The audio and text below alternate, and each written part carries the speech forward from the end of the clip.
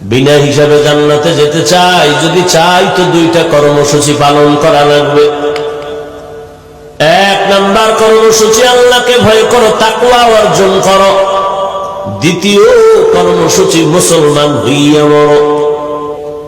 আল্লাহ বলেন আমার হক আদায় করে ভয় কর।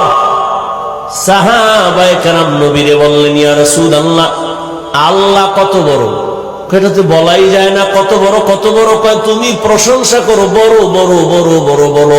দুনিয়ার সবাই যদি আল্লাহ কত বড় বয়ান চালায়, লেখক কলম দিয়ে লেখে, বক্তার বক্তব্য শেষ হয়ে যাবে, কলমের কালি শেষ হবে, পাতা শেষ হয়ে যাবে। ও আল্লাহর বান্দা, আল্লাহর বরত্ব শেষ করা যাবে না। আল্লাহ কত বড়? কয় সীমাহীন আমার আল্লাহ বড়।